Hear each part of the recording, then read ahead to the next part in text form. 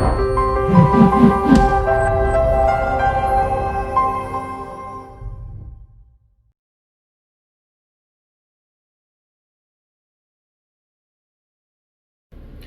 real estate nerds, this is Alex Yoder with Pro Tip Tuesday, my favorite day of the week.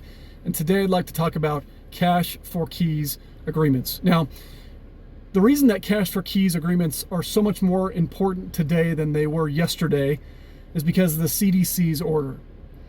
And the fact that if you get a declaration from a tenant, it will be difficult, if not impossible, to remove them from the property, even if they are not paying until 2021.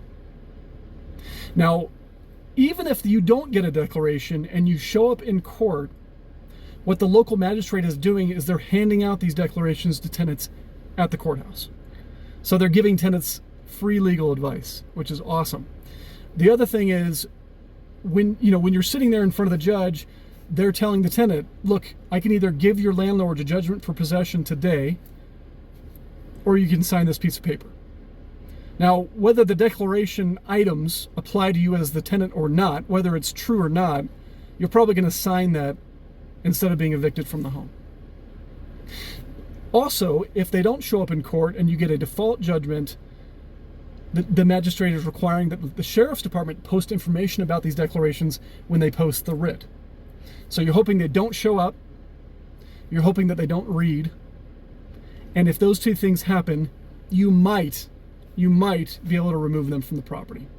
So instead of dealing with that risk, an alternative is a cash for keys agreement. Now, what is a cash for keys agreement?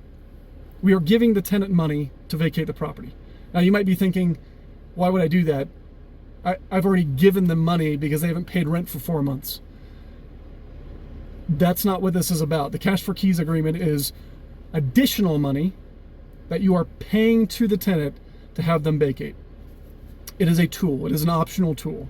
Because when you as a landlord weigh your options, when you look at how long it's going to take to remove them if they don't show up and if they don't read, how long it will take to remove them, how much it's going to cost to remove them, or if they do show up, or if they do read, or if they do give a declaration, you're going to be in a bigger bind with the amount of rent that you're going to have to personally cover until they're able to move, or you're able to remove them from the property, which could be early 2021. So cash for keys is a much more prevalent option than it was last year, right?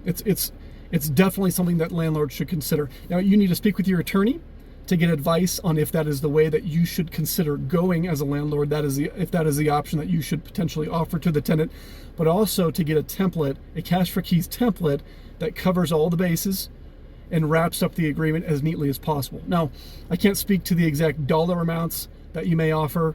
I've done $500 cash for keys agreements in prior years, many, many years ago, but it could be less, it could be more.